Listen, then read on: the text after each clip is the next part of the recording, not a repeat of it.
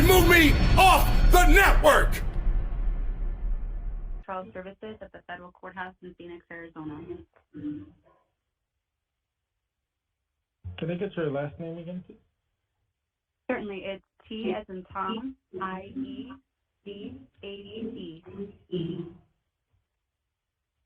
Thank you.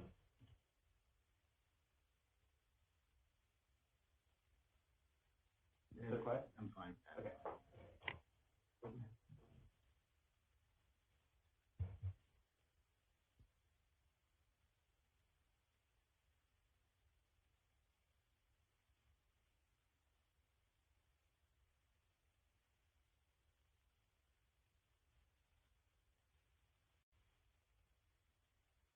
Yes, he is. Okay, thank you. Mr. Dornstein, isn't that's his Okay,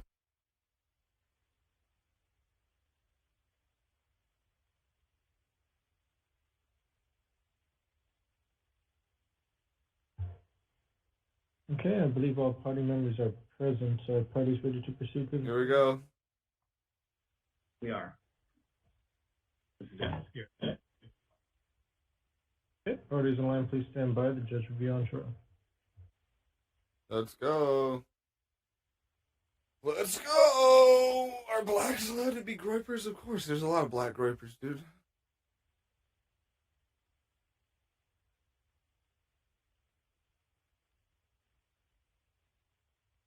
No, we're literally starting right now, band.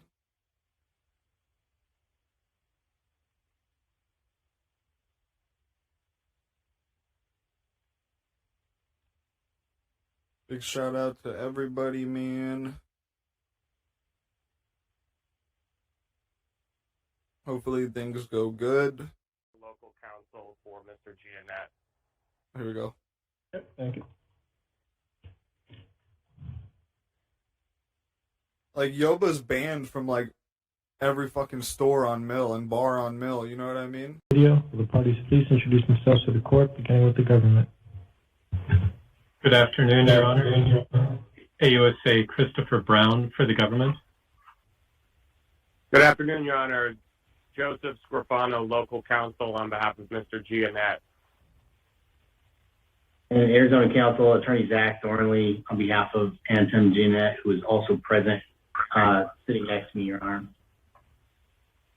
Good afternoon, Your Honor. John Coates, Pretrial Services. Good afternoon, Your Honor. Officer Rebecca Teach with Pretrial Services at the Federal Courthouse in Phoenix. Good afternoon. We're here because pretrial has submitted a series of reports. I hope the parties have seen, I think there's 2 of them. I hope everyone's seen both. I have. Raising some concerns about Mr. Gionet's behavior while on release in this case, suggesting that his conditions of release should be modified to include home detention, notification of any contacts with law enforcement to pretrial services, and to not possess any firearms or other dangerous weapons. So I will hear from pretrial. It's your application. Go right ahead. Whoever wants to speak, perhaps the pretrial services officer from Arizona who knows the most should address the court. Certainly, Your Honor. I have not seen the reports that have been filed with the court. We're providing courtesy supervision for the charging district there in D.C. Is there anything specific you have questions about? No, I mean, maybe it's Mr. Coates. Are you the one who's requesting that Mr. Gionet's conditions of release be changed? John Coates, Pretrial Services. Yes, Your Honor. PSA, Pretrial Services Agency for the District of Columbia is requesting that the modification in defendant's release conditions due to the information provided by the Arizona Pretrial Office. The defendant has made several contacts with, while under courtesy supervision in Arizona, has made several contacts within the past 10 days with law enforcement in Arizona, to include Mesa Police Department. The defendant's behavior is concerning at this time, and I will kind of break down the reason for each request in the defendant's modification. Defendant at this time does not have to report as soon as possible to pretrial services officer or supervising officer every contact with law enforcement personnel, including arrest, questioning, or traffic stops. In light of what's been occurring in Arizona, PSA is making the request of defendant report those contacts with law enforcement due to the contacts, due to the defendant having multiple contacts with law enforcement within the past 10 days. The defendant, it is a national standard that when someone is being courtesy supervised from our office to an office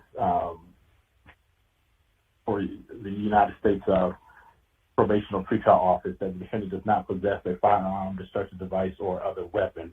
At this time, the defendant's release conditions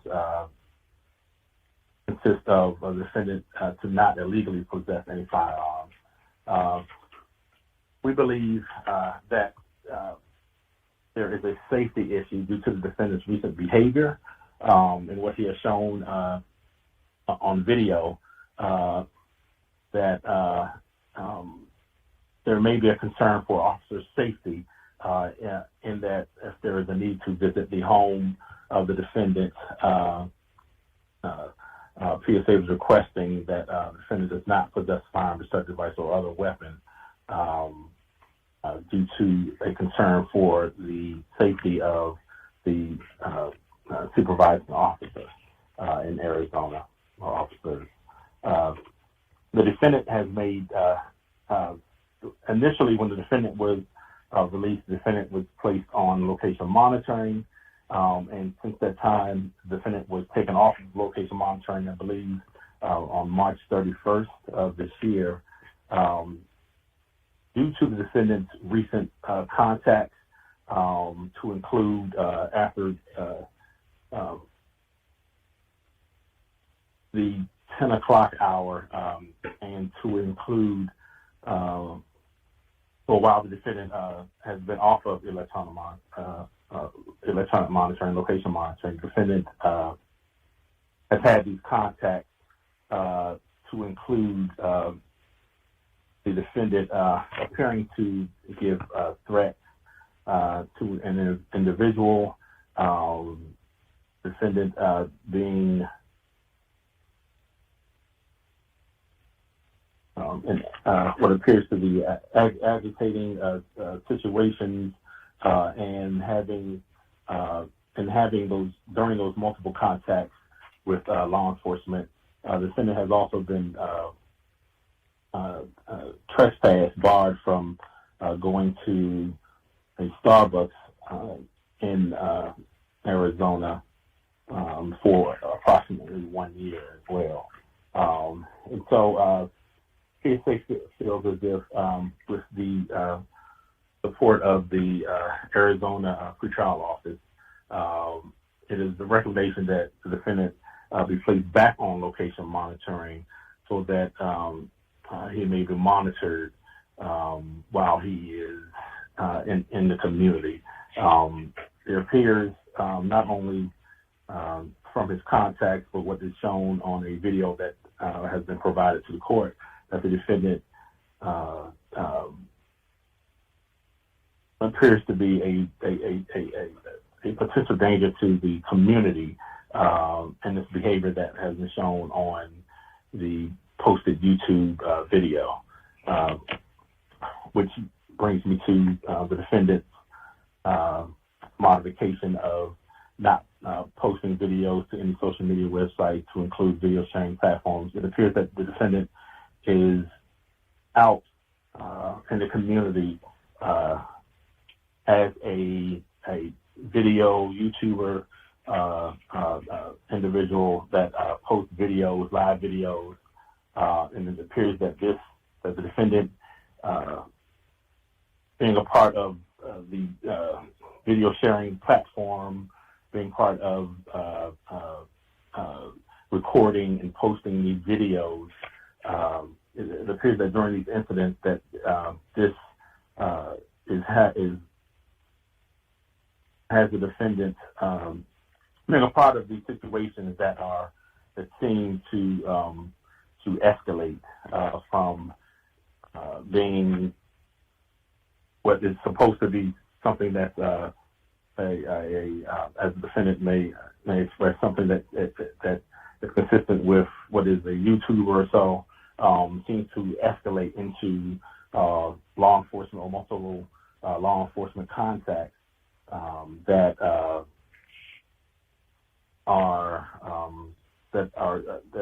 consist of situations that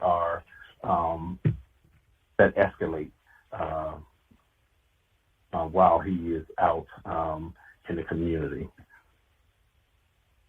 So PSA requests that those following modifications that are also listed in the two reports that were submitted, one that was submitted on May 28th and the other that was submitted earlier today, that the defendant PSA requested those modifications of the defendant's release conditions. The defendant doing something after 10 p.m. at night, does he have a curfew? The defendant does not have a curfew. I noted that due to the request for GPS monitoring in the hour of night that some of these incidences occurred. Mr. Copes, is anything in the report or either of the reports you submitted, does anything he did reflect a violation of his present conditions of release? No, Your Honor. If I may, pretrial services in the District of Arizona would be happy to answer that question if you're inclined. Go right ahead. Thank you, Your Honor. The District of Arizona initially reached out to Officer Copes because the defendant was having such frequent negative law enforcement contact. And initially, when we reached out to the officer in the charging district, we acknowledged that these police contacts were not a direct violation of his conditions of release, but did appear to be very concerning for safety of the community. In the videos that the defendant has posted, and one he posted and I believe took down immediately after, but one I think has been submitted for the court to review, it's clear to see his exploitation of the people around him in these videos, people known to him and unknown to him, and that his attempts are specifically to agitate, anger, and offend and provoke a violent response to then video during live stream for people to continue to comment on throughout the live stream for people watching from different, viewing sources, out and about. And we just had concerns for safety of the community as this behavior continues to go on at such a fast rate. He had 3 negative law enforcement contacts in the span of 6 days. 2 of those law enforcement contacts lasted throughout the night and involved more than one police department having to respond. And in the video, which I believe Your Honor can see, the defendant is not showing himself, but he's in fact showing Mesa Police Department officers who are responding to these scenes, and he's playing songs for them and singing to them, and again attempting to evoke anger and frustration from local police departments as well as other law enforcement agencies that respond throughout that area. In Tempe, Arizona, there's several law enforcement agencies. Just for the point of clarification, there's Tempe Police Department and other Tempe authorities are their title, and those officers, they're tasked with just keeping the peace around a large college town, and the defendant has had contact with that law enforcement authority as well. So that is why we initially reached out to Officer Copes in an attempt to minimize this risk to the community that the defendant continues to present. Okay, Mr. Brent, the government. Yes, Your Honor. The government concurs in the recommendation of pretrial services. And I think it's important to note that no party here, Your Honor, is seeking to revoke the defendant's pretrial release. What pretrial services is asking for, and what the government agrees, is an adjustment in his conditions of release, because this court is required to consider any condition or combination of conditions that, among other things, will reasonably assure the safety of any other person and the community. And I think that it is clear that the defendant's conduct, where, while possibly on the line of committing an actual crime, certainly rises to the level of a clear nuisance. There's an unsavory pattern to these interactions with law enforcement. And I do want to point out, Your Honor, that in that video that was shared with the court, the defendant does arguably, there are moments where the defendant himself arguably commits assault and battery. The defendant engages in fighting words. I won't read everything, but he does tell his friend, "You're a effing bitch. Why don't you fight me like a real man? You're a effing pussy dude. You effing bitch, you dumb bitch dude. You're a pedophile." The defendant then lunges towards his friend and has to be separated from his friend by the other friend, the one who was driving the car.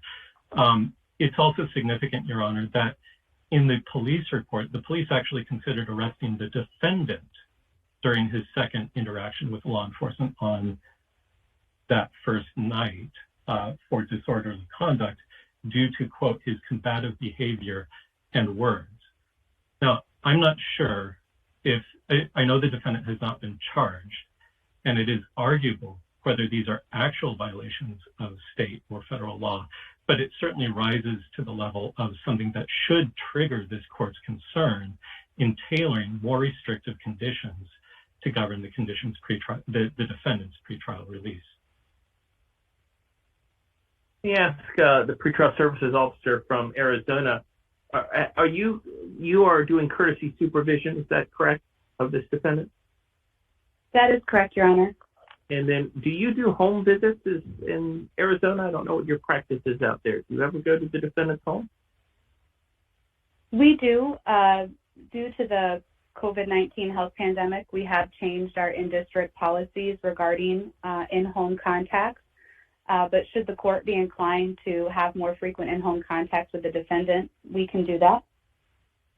Okay, so that means during the pandemic, you've not been visiting this defendant's home. Is that correct?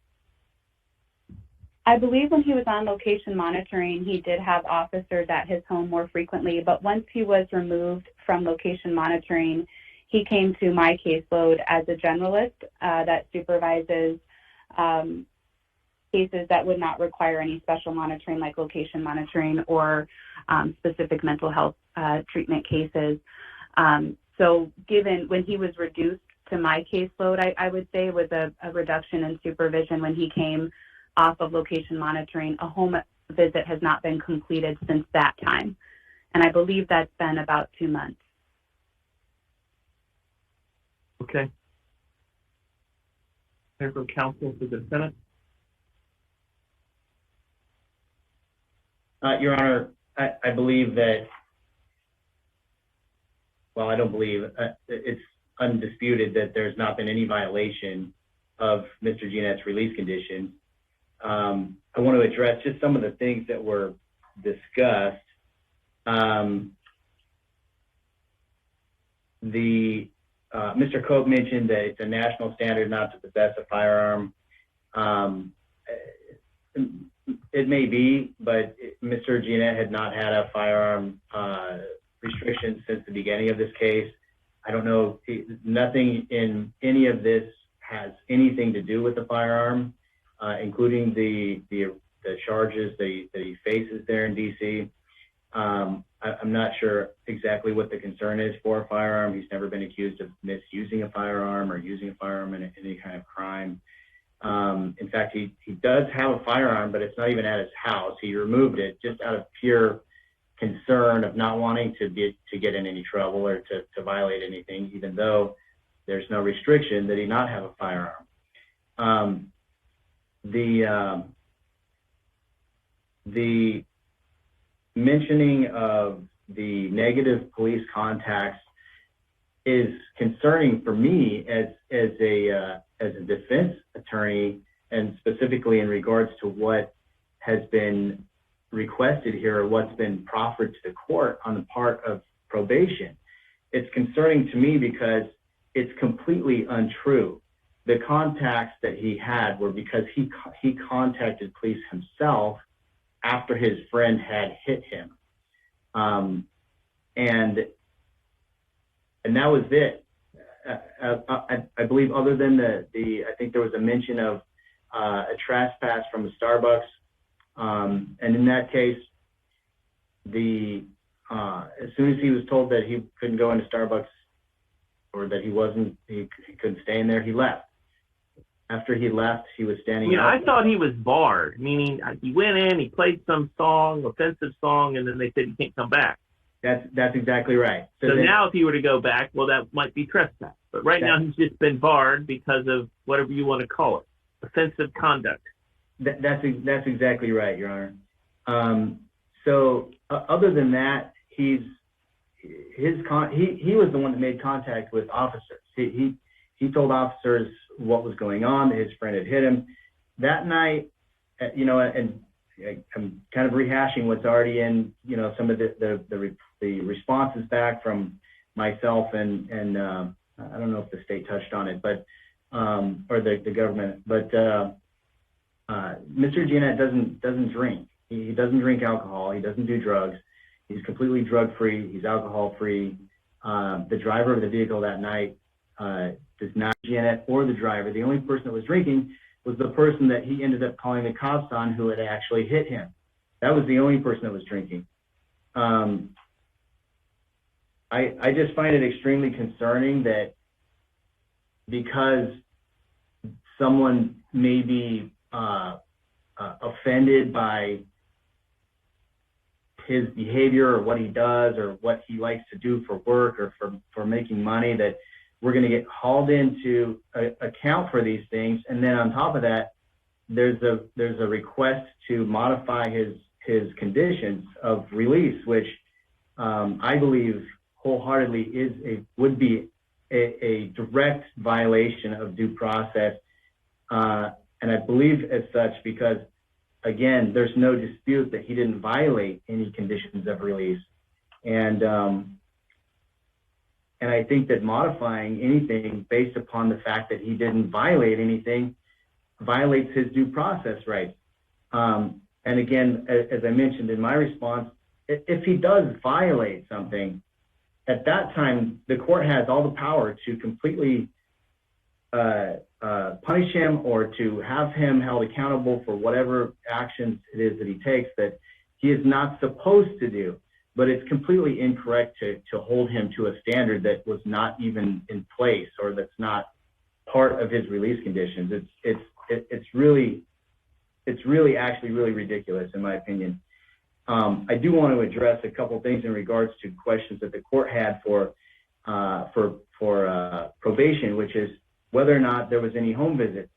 Your Honor, in regards to his prior probation officer, Mr. Justin Lauby, I don't know if I pronounced that correctly, but he made visits twice a month, every month. He made a total of 10 visits to Mr. Gionet's home. There was never an issue, ever an issue. The new probation officer has never visited his home since then.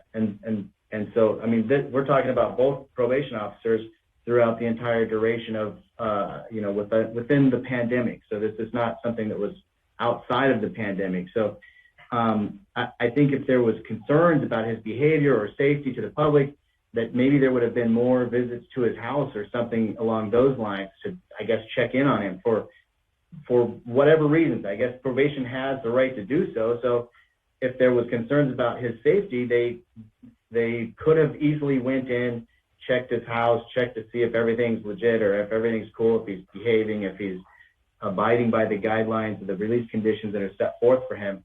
But that's never been done with the new probation officer. And I would submit that there's a reason for that, and the reason is that there's not been a concern.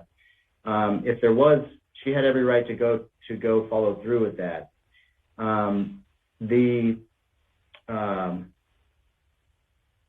The allegations that he is having contact with law enforcement, well, it's not illegal to have contact with law enforcement.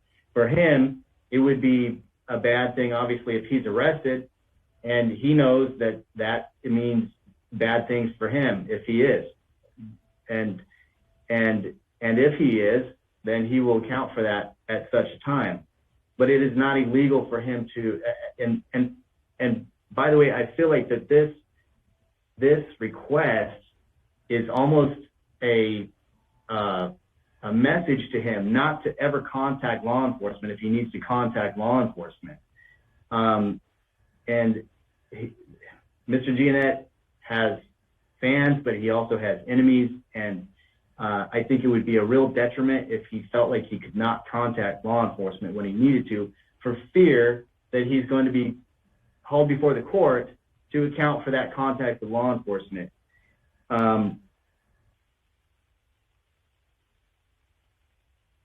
With all that said, Your Honor, I also would rest on the arguments that I had submitted in my response. I don't know if Mr. Scrofano would like to say a few words as well. Mr. Thorne, I have a question for you. Does he have a job, or is his job making videos? That is his job, Your Honor, and he can speak to that more clearly than I can. I don't need him to talk. I would just want to know. I mean, the request here is that I prohibit him from making YouTube videos. Yeah. I don't know how that would impact his livelihood. That's it. That's my income. It would cut off all of his income. That's how he makes all of his income. That's how, and that's what I was mentioning in my response. This is something he's done for years. This isn't something like he just started doing out of the blue, that he's like, hey, let me take up this new thing and it seems fun to do or something. It's not something that's a fun thing, or, well, I don't know, maybe it's fun, but it's how he makes his money. And he's done so for years. And how many years? When did you start working for BuzzFeed? 5, 6 years ago. Okay, so he's done it for quite a while, Your Honor, and it's been the same thing that he's done since that time, right? Have you had anything? So, yes, the request to cut him off from that would be detrimental to him being able to earn a living. Okay. Anything further from other defense counsel? No, Your Honor. The government, any response? Your Honor, just a couple points regarding the defendant's ability to look to his own safety by calling law enforcement when he feels himself in danger. The defendant absolutely should feel free to call the police if he is in danger. He should do that. We hope he does. I would just point out in this situation, the fact that he filmed the entire encounter both times and monetized it by putting it up on YouTube. And in fact, during the video encounter, or after the video encounter with police, but while still on camera, he admitted that it was a mistake to call law enforcement. I think that all goes to the point that this was not the situation where the defendant legitimately felt himself to be in danger. It was a situation where the defendant was trying to create viral content, and it creates a great deal of drama to have unwitting law enforcement personnel be, if you will, extras in the defendant's own narrative. With respect to the alcohol issue, after reviewing the video, the government agrees the defendant does not appear to be inebriated. I would point out, however, Your Honor, the defendant's friend, whom the defendant believes was inebriated, towards the end of the video, that friend comes over to the defendant's house, asks, hey, the cops don't know what kind of car I drive, do they? Did you tell them by any chance? The defendant says no. The clear implication is that this friend who is drunk is going to go out in his car, and he wants to make sure that the defendant didn't tell the cops what kind of car the drunk friend drives. And then the defendant offers him a Steel Reserve, which is a malt liquor, if you aren't familiar, from the defendant's own refrigerator, and then giggles with his other friend that first friend went out, quote, wasted in his own car. So even if the defendant himself were not inebriated, he's clearly abetting someone else's drunk driving, in addition to all of the other really, and and defense counsel has not addressed the defendant's own conduct in that video. The police officers believe the defendant was acting as an instigator, and I think you can trust your own two eyes in watching that video, watching the defendant bait and engage in fighting words, and at one point lunge at his friend. This is not a situation where I think we need to worry about were the standards of conduct clear ahead of time. The standard of not engaging in assault and battery, the standard of not engaging in egging on a friend to drink and drive, those standards are clear, and they were included in his conditions of release. And we're not asking for him to be revoked and sent to jail. We're asking for the court to adjust his conditions of release to reasonably assure the safety of the community. Okay. Anything further, Mr. Thornley, just to that last point about aiding and abetting his friend drunk drive? Yes, Your Honor. I believe that's completely untrue. The reason why I feel that way, Your Honor, is that when they were originally stopped with police, Mr. Gionet is the one who informed officers that it was his friend who had been drinking and could not drive. He obviously they had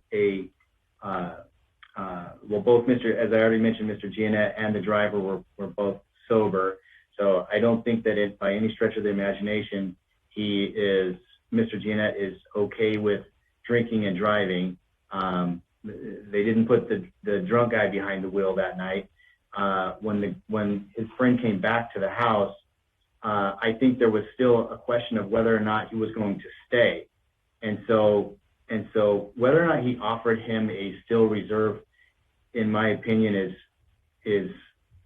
has no bearing on any of these issues. It doesn't mean the guy was going to open it up if he was, first of all. And second of all, if he was going to stay there, who cares if he offered him a still reserve and the guy continued to drink? And additionally, and probably more importantly than anything, Mr. Gionet is not responsible for someone getting behind the wheel of their car after drinking and then driving, unless it's he himself who does such an action. So I think that I think it's disingenuous to try to hold him accountable for what this other drunk individual was doing or did do. The government mentioned something about that I hadn't addressed his own conduct that night. That may be partially correct, but the reason why I didn't address the majority of what they've discussed, what probation and the government has discussed, is because of two things. First, his conduct was not illegal that night. And secondly, there was no violation of the release conditions. Once again, I feel like a broken record, but I don't know what I need to address in regards to his conduct, because there was no violation. He's the one that called the cops. Nobody called the cops on him. So I don't know why. Again, I really don't know why we're all here today. Well, we're all here because your client recorded all of it and put it up on YouTube, which a smart person might wonder if that's what you should be doing while you're under court supervision. It's the rare case that we can sit and talk about moment to moment what you did and what you said. We can only do it here because you recorded all of it and put it up on the internet. I did see the 30-minute video. I thought it was inane. I did not see a violation of your conditions of release. You came close to committing crimes, but I didn't see that either. Nevertheless, the conduct that is of most concern to pretrial is also concern to this court, which is the conduct that night where you were essentially baiting your friend or whoever that other individual was, which led to assaults while you're inside of a car. I mean, you knew what you were doing. Putting the camera in his face, filming him, saying the things that you were saying to him. You wanted to get a rise out of him, and you did. And you knew that he would respond in a violent way, certainly the second time, and you did it again. In a moving car, that's dangerous conduct. So this is what I'm going to do. I am going to grant, in part, pretrial's request, you are going to have additional conditions of your release. First, that you will report as soon as possible to pretrial services officer, the supervising officer, every contact with law enforcement personnel, including arrest, questioning, or traffic stop. It really is a fairly standard condition of release, as is the next one, which I'm going to impose on you. You're not to possess any firearm, destructive device, or other weapon. Sounds like you don't have one in your house now, but you cannot have one in your house. I do that both because of this concern. You seem to want to provoke people to engage in assaultive conduct. That's what I saw. So you should not have weapons. I also am concerned if pretrial needs to visit your home. You know, it is the national standard. DC doesn't have home visits. Other jurisdictions do. Arizona does. They may in the future for you, as soon as the pandemic is over, which is hopefully soon. So you can't have any guns in your possession or in your home. The one good thing I saw about the video is you did seem to be concerned that you were on release. At one point you said you didn't want to actually get in a fight. You wanted to avoid that because you knew that that might have consequences in this case. So that was smart. But hopefully those two conditions, especially the one that says you've got to report any contacts to law enforcement, will help you remember that you were on release in this case. I'm not going to prohibit you from YouTube videos, making more videos at this time. I will certainly be reading closely any future reports from pretrial about contacts with law enforcement, other incidents that they think indicate your danger to the community. I don't think I'm willing to change either that condition yet or put you back under house arrest. But I will do that. If you violate the law in the future, if you engage in a fight in the future, if you're arrested in the future, I will certainly consider strongly putting you back under house arrest, or in an appropriate case, having you detained pretrial.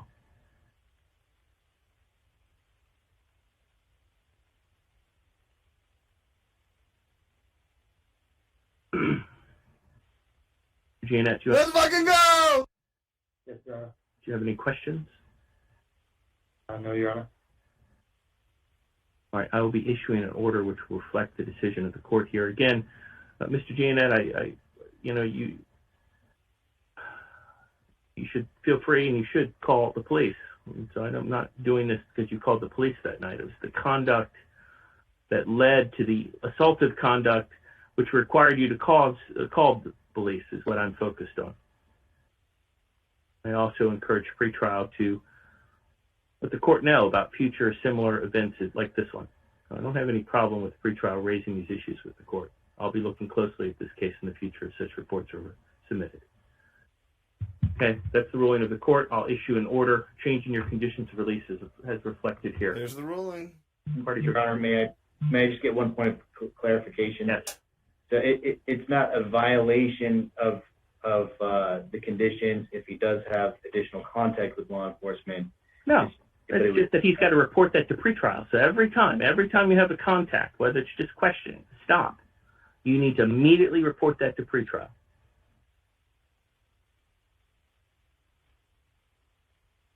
The cops as a prank. I know. Thank you, Your Honor. I don't believe there's anything. I don't know what that was all about, calling the cops for a prank. Any questioning, any contact with law enforcement, you need to report it. Let me clarify, Your Honor, since you heard part of that. So what happens is that on his streams, oftentimes, people, again, because he has fans and he has people who don't like him very much, people who don't like him will follow his, and then they will call the cops and they will say things, they'll make false reports essentially to law enforcement. Then law enforcement comes to wherever he's at and they believe that, you know, he's done something lewd or he's done this or that he hasn't, but then he ends up inevitably having contact with law enforcement. They don't need to report it. Yeah. That's right. They need to report that to pretrial and they can decide what to do with that. He can report it with explanation and they can decide whether or not to raise it with the court or not. Thank you, Your Honor. Okay. Parties are excused. Thank you. Thank you, Your Honor. Wow. Thank you, Your Honor.